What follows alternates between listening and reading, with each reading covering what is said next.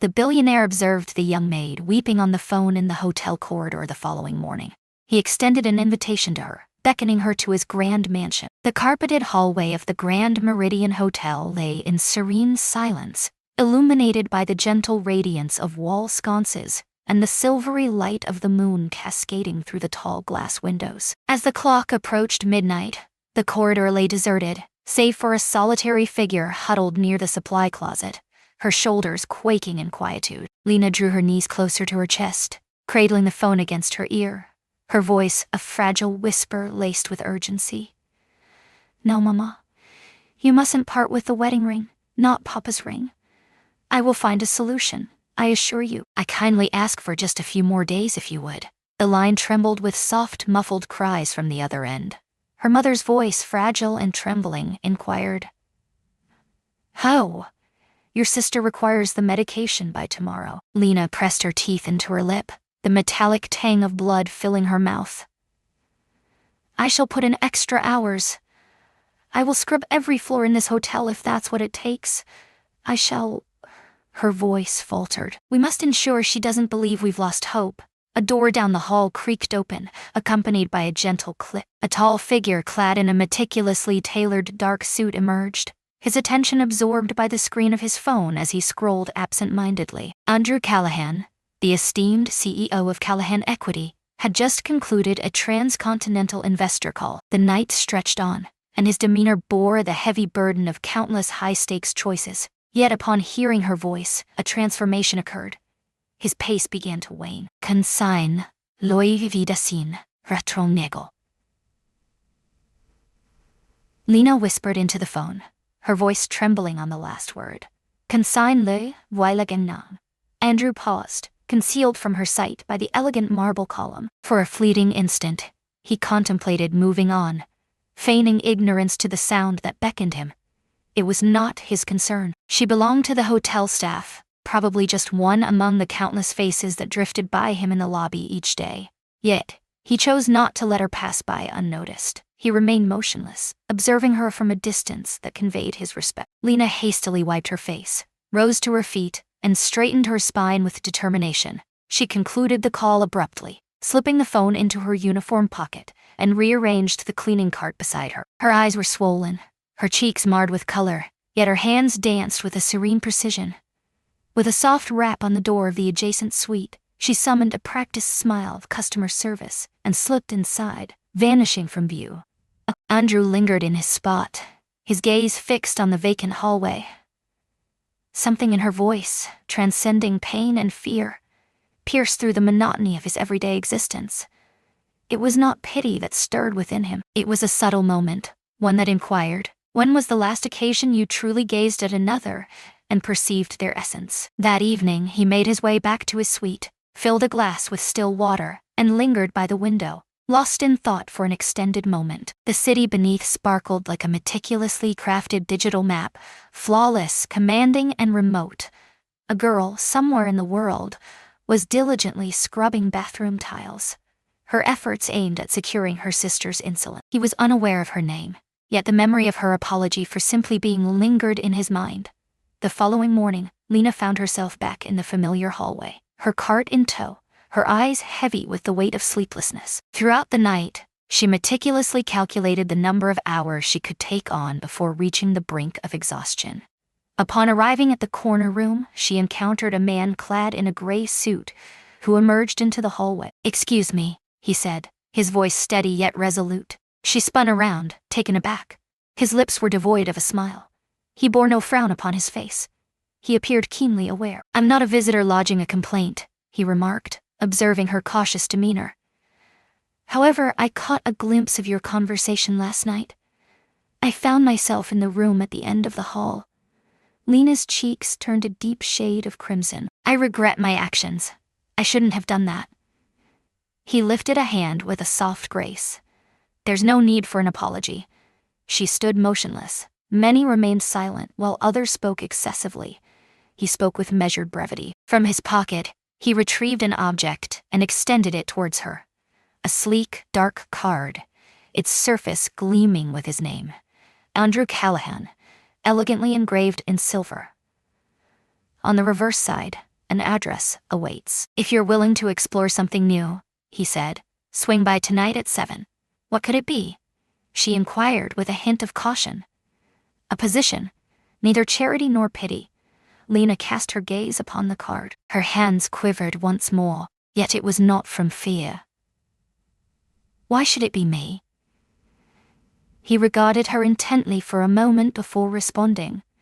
While many succumb to tears in moments of fracture, you wept briefly before returning to your tasks. With that, he nodded once and departed, his gait steady, as if he had just finalized another agreement. Yet within her, a transformation had occurred, and for the first time in years, Lena sensed that someone had genuinely perceived her, not merely as a maid, nor as a complication, but as a human being. The address on the card guided me to a serene neighborhood, nestled just beyond the city's reach, where the clamor of traffic surrendered to the gentle rustle of leaves and the soft, distant melodies of evening birds. Lena stood at the front gate of the property, a wrought iron arch entwined with ivy, gripping the card in her hand as if it were a delicate key to an alternate realm. She had slipped out of her hotel uniform and into her finest attire, a well-worn blouse, freshly laundered jeans, and borrowed flats that were a size too large.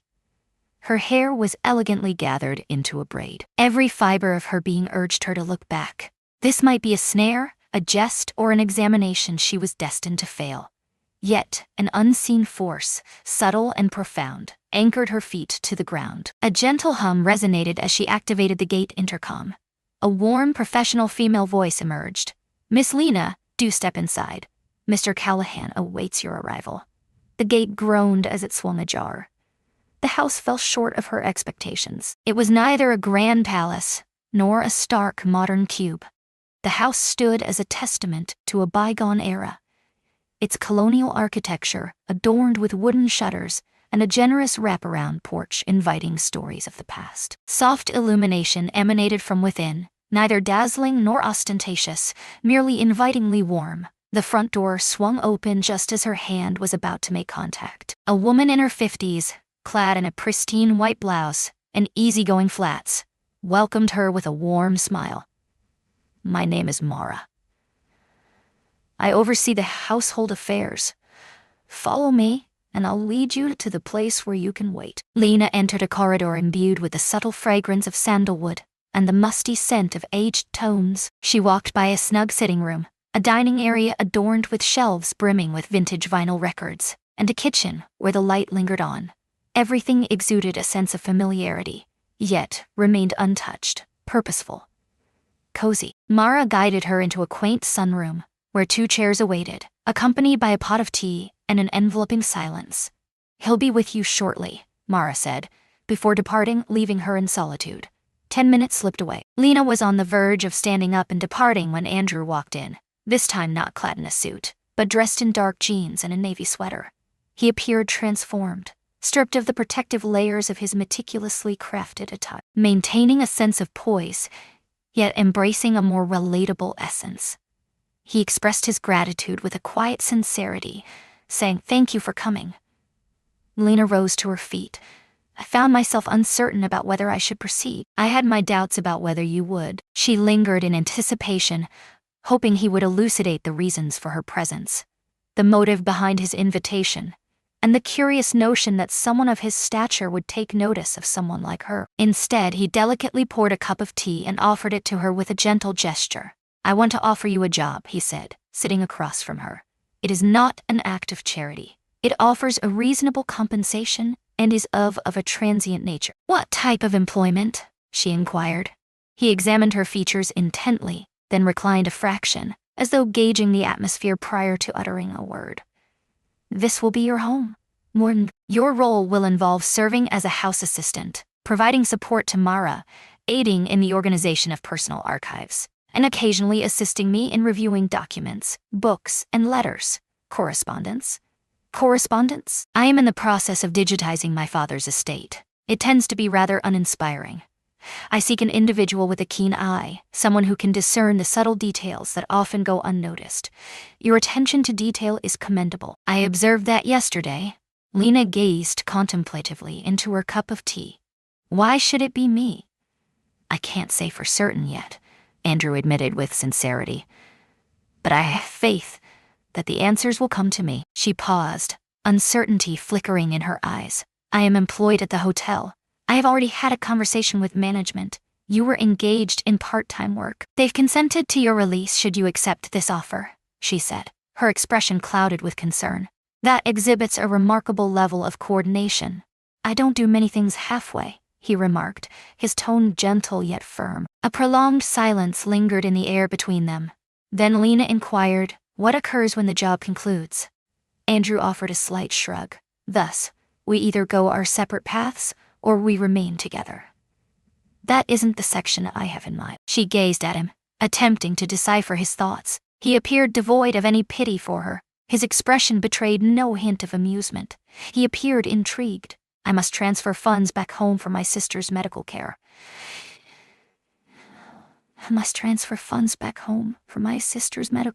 Payment will be made weekly in advance. Comprehensive health coverage during your stay. Neither cameras nor NDAs are present. Only a single rule. She arched an eyebrow. No regrets. Neither for being present, nor for seeking assistance, nor for enduring. Her eyes glistened with unshed tears. Yet she blinked rapidly.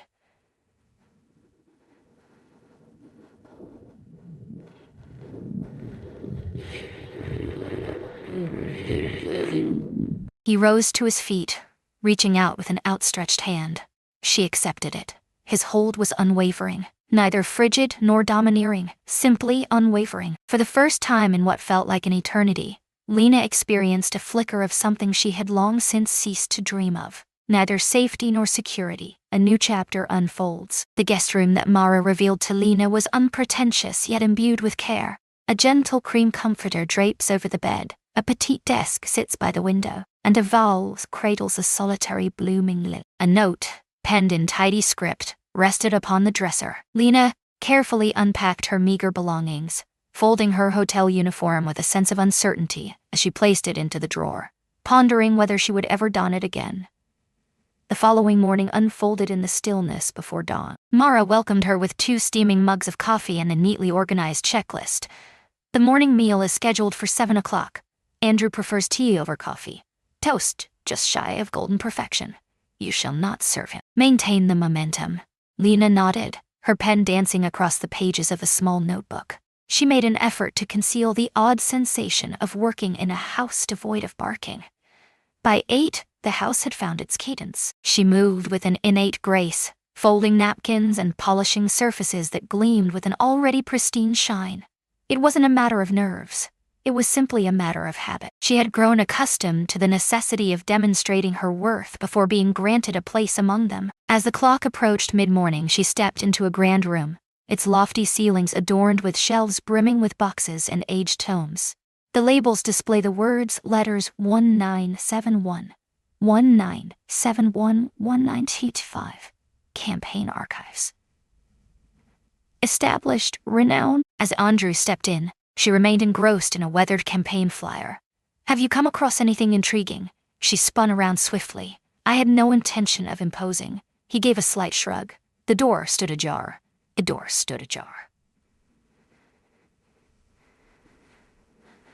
She cast a fleeting look at the boxes. A plethora of papers. Everything was meticulously documented, Andrew remarked. Addresses, invoices, correspondence left unsent. He held the conviction that history unfolded in the spaces between the lines. He then extended a folder toward her. This one belongs to you. Chaotic. Organize it. Peruse it. She raised her gaze. Is it confidential? Simply personal? To those he held in high regard?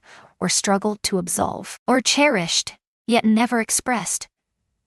Lena paused, uncertainty flickering in her eyes. So, you expect me to peruse them? I believe you will grasp their essence more profoundly than I am able to.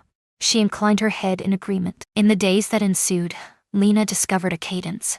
The dawn breaks softly in the kitchen, where Mara weaves her magic. In the quiet of the afternoon, within the confines of the parlor, I find myself sifting through letters, frequently halting to brush away the tears that threatened to spill. In the stillness of night, she meandered through the corridors, allowing her thoughts to find their place. Andrew arrived and departed.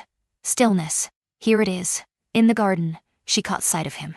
the sanctuary of knowledge. Gliding through the corridor, he didn't linger in the air, yet his gaze frequently remained, tracing the contours of the moment.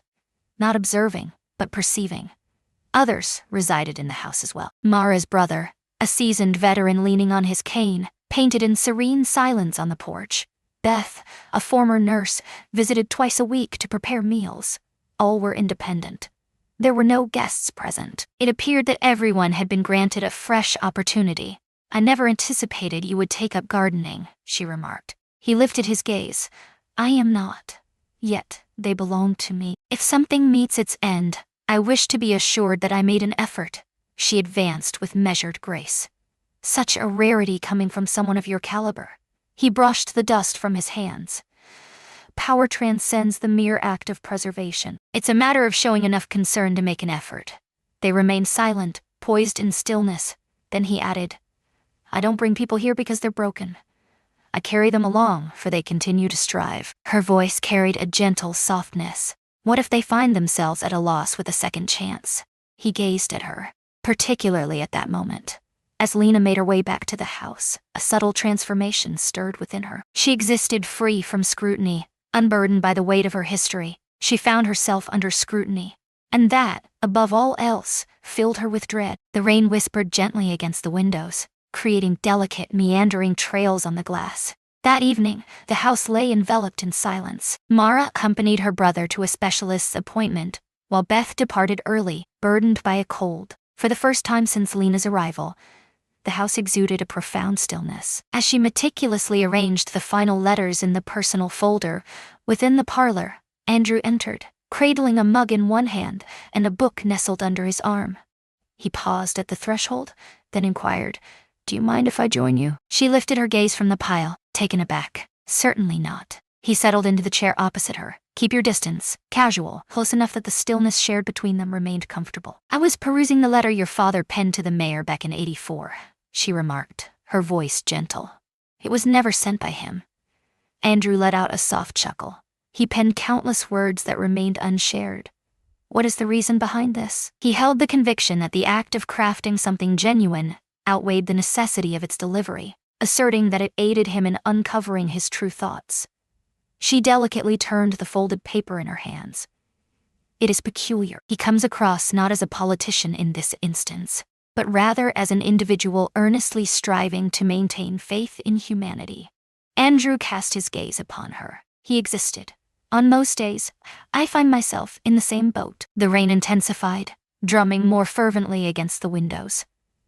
Lena set the letter aside and extended her hand toward the tea. She observed that her hands were trembling, ever so slightly, a subtle sign of fatigue. Andrew noticed the movement but chose to remain silent. Instead, he inquired softly, "For I can recognize the visage of one who has grown weary of the charade." Their exhaustion laid bare beneath the surface. For a brief moment, silence enveloped her. The sole sound that filled the air was the rhythmic ticking of the antique clock perched upon the mantel. With a deliberate motion, Lena placed her mug on the table and reclined in the armchair. She spoke softly, her voice tinged with the weight of memory. "My father died when I was 11. My mother toiled at 2 jobs, and on occasion even 3. At the age of 13, I embarked on my journey of cleaning offices, not due to any external pressure, but rather the necessity of the electric bill. Does not linger for sorrow." Andrew absorbed the words, his demeanor calm, gaze unwavering, offering neither interruption nor sympathy. "My sister Ellie has type 1 diabetes," Lena went on. "There were moments when I deceived her, claiming I wasn't hungry, just so she could savor the final pack of instant noodles. At the age of 8, she stood on the precipice of childhood, a world of wonder unfolding before her. I mentioned to her that it resembled camping, and her voice trembled. One fateful day, my stepfather declared that I would forever remain nothing more than a maid, urging me to abandon the pretense that I was destined for anything greater." Andrew's jaw tightened, yet he remained silent. She whispered, "I believed him, until recently." At last he found his voice. "What has shifted? You." The word escaped her lips before she had the chance to ponder its implications. Her gaze flitted elsewhere, a flush of embarrassment coloring her cheeks. "It's not you as an individual, but rather this space, the manner in which people navigate it." as if they're not anticipating an imminent departure. Andrew's voice had taken on a deeper timbre. No one is cast aside, not unless they cease their efforts. Another silence lingered, yet it brimmed with unspoken meaning. May I pose a question to you? She spoke, her voice softer. He gave a slight nod. What transpired in the room above? Is this the music room? It remains perpetually secured. Andrew cast his gaze upon his mug.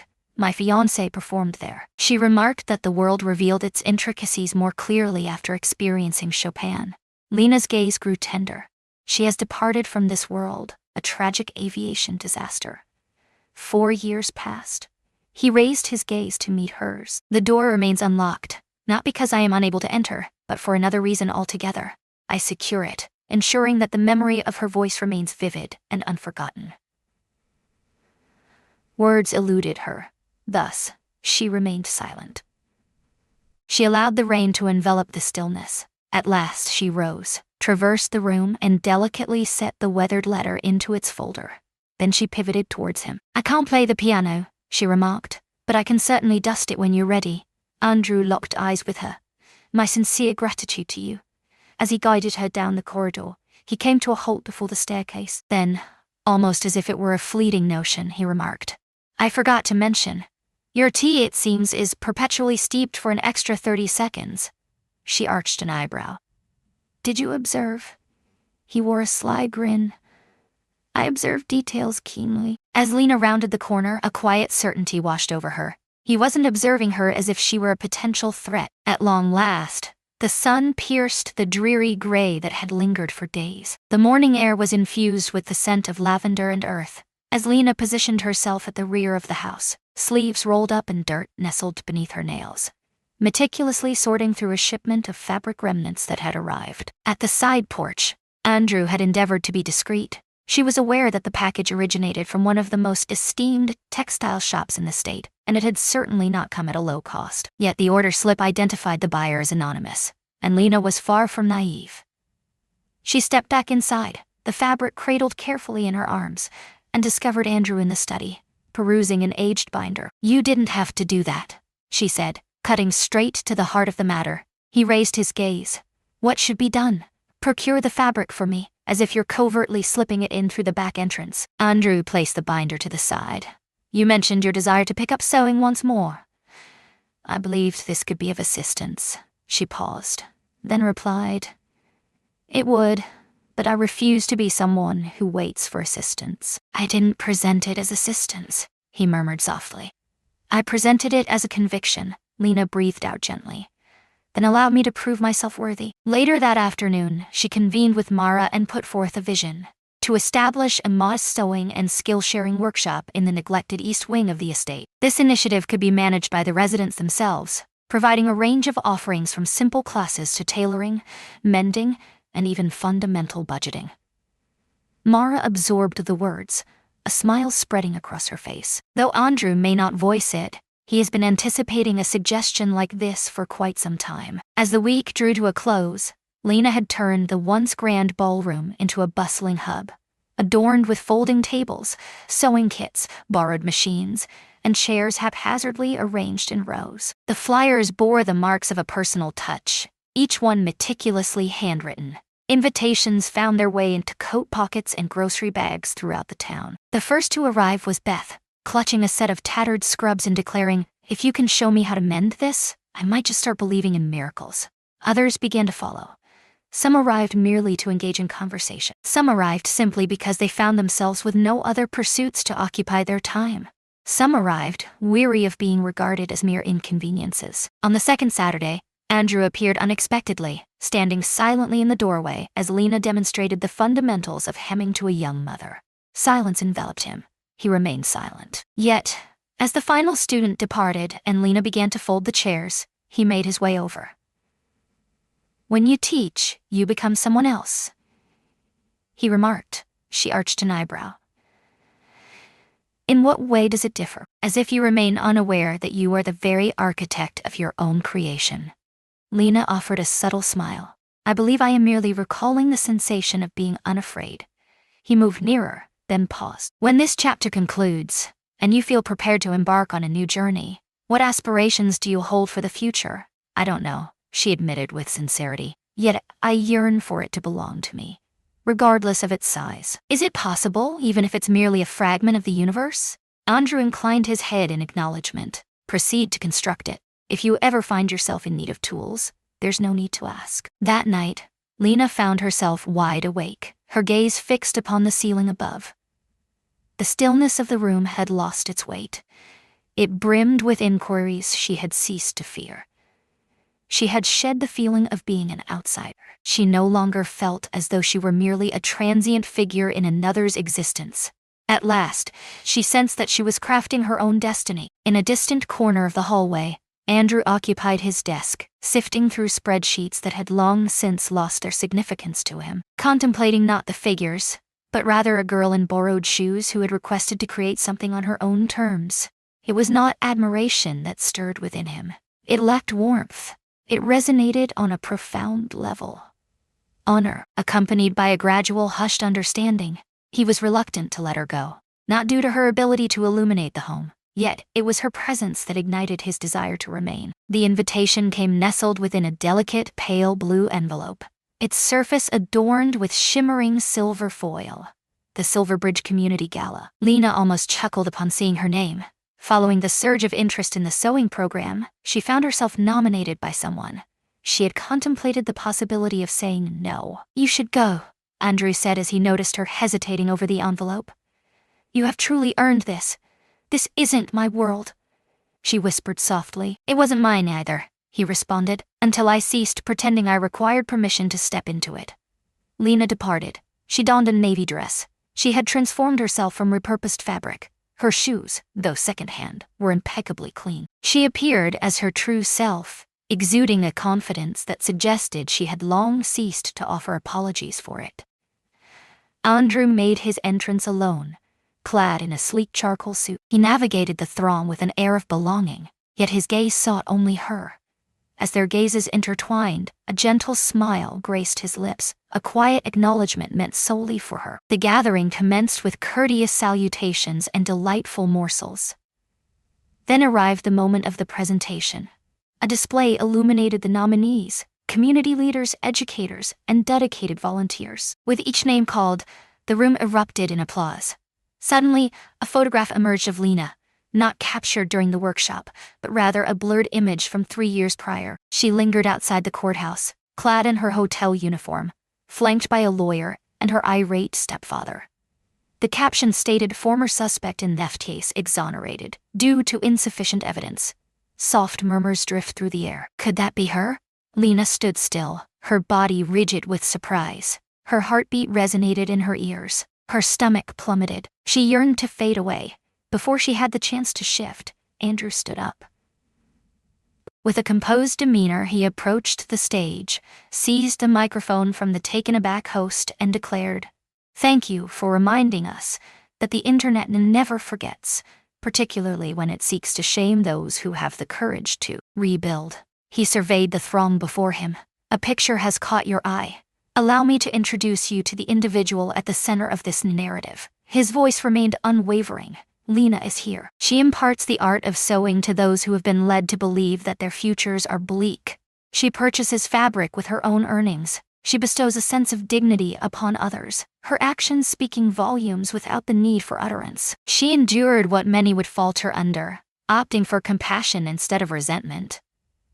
He shifted his gaze toward her. Should you believe that an accusation can encapsulate a person's value, you have yet to encounter Lena. With a sense of resolute closure, he reached out his hand. The atmosphere fell silent, not from doubt, but from reverence. Lena approached him, not in search of salvation, but compelled by the gaze in his eyes that whispered, "You were never meant to flee alone." They departed shortly thereafter. Outside the house, the wind playfully tugged at her dress. Her hair had unraveled. She pivoted towards him. "What prompted you to take that action?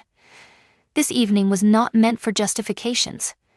It was expected that you would receive the honor you deserved. Yet it was not a necessity." "Indeed," he spoke softly. "I certainly did." Her gaze fell downward. "It frustrates me that it continues to linger in my life." "I don't," he replied. Your concern for who you become has never wavered." Then she inquired, "Would you have still defended me had it been true?" He acted without a moment's pause. "Indeed, what we have experienced holds significance. Yet, the choices we make moving forward hold greater significance." She gazed at him, her eyes brimming yet unwavering. "This caught me off guard." "Nor did I," he remarked. "Yet, I refused to turn my back on it." This time, as she extended her hand, he didn't merely accept. He drew her into his embrace with intention unwavering.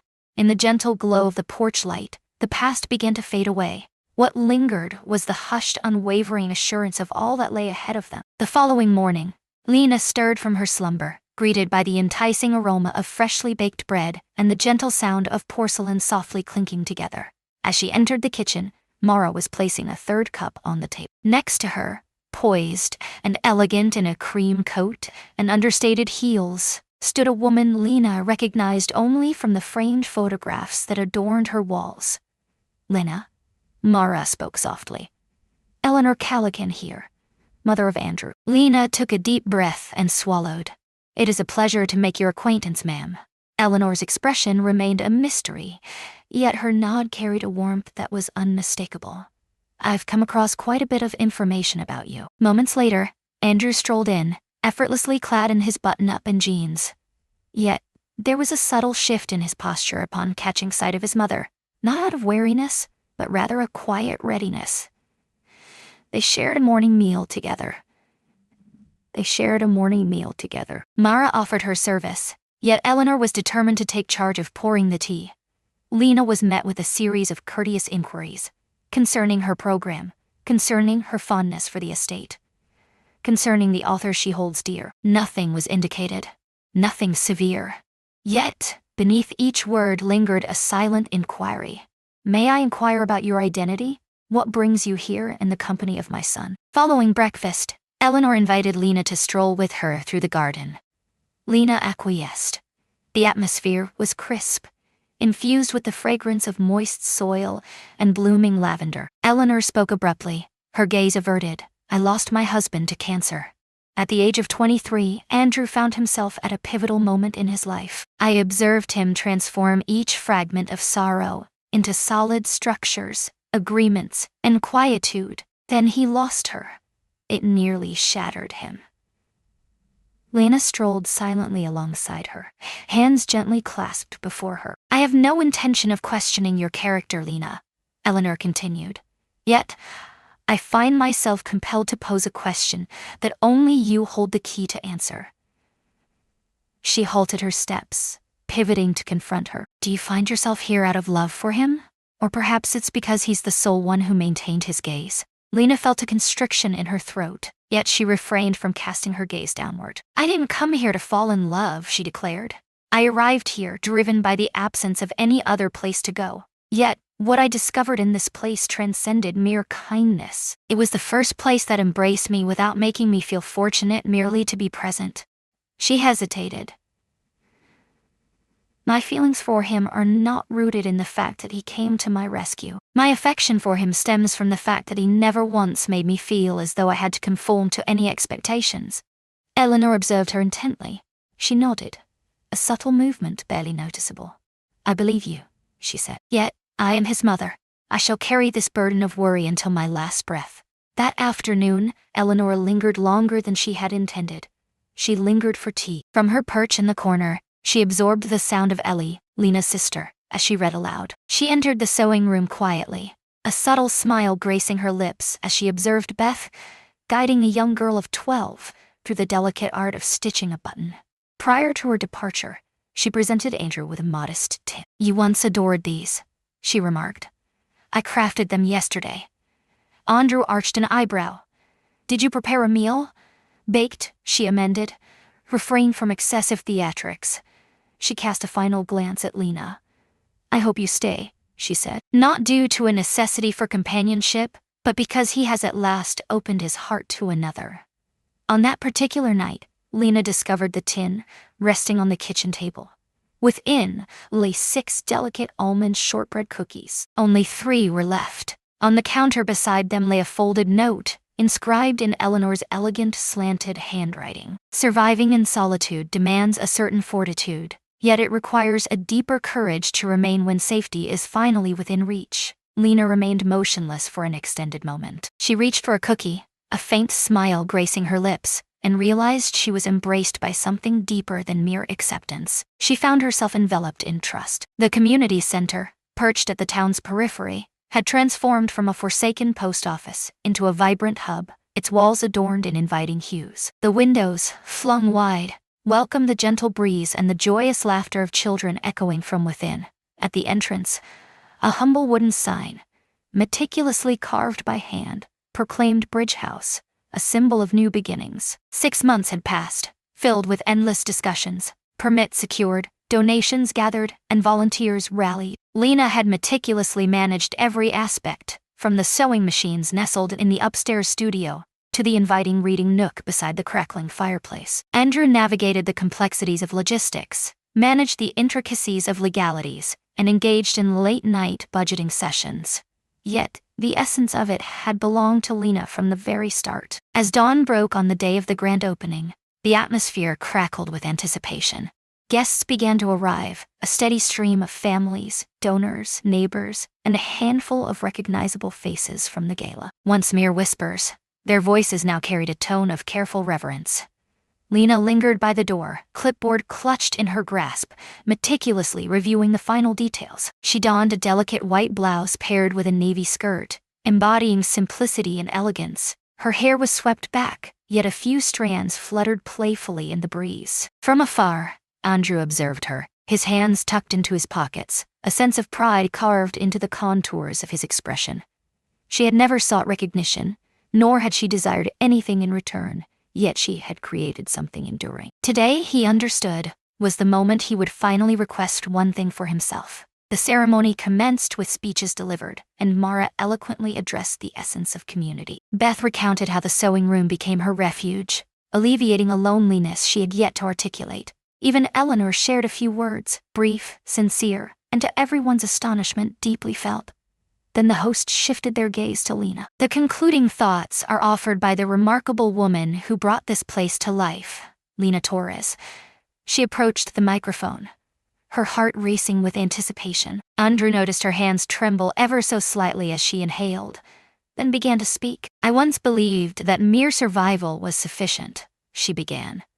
That as long as I kept moving forward, kept working, and maintained a low profile, I would be fine. Yet, mere survival does not equate to truly living. Rebuilding is not a solitary endeavor.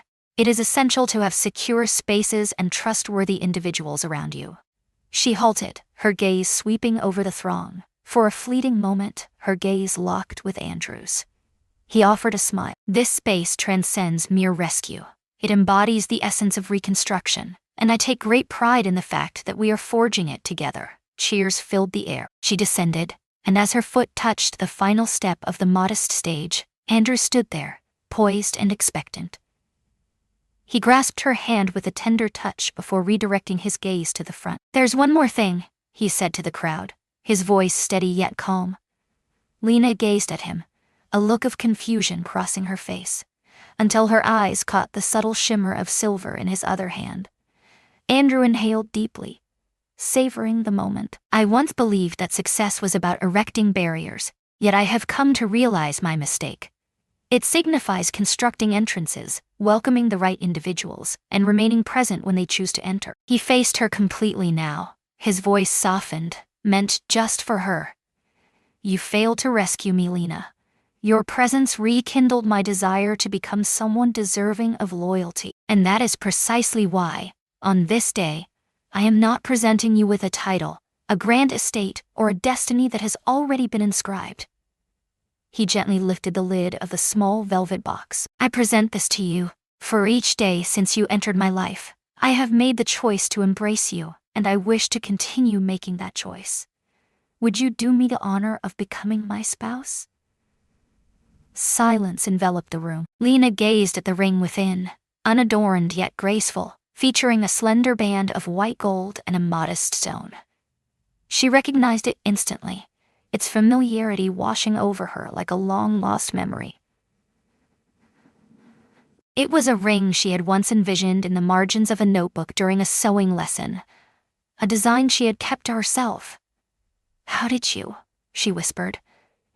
"He declared that he had discovered the sketch.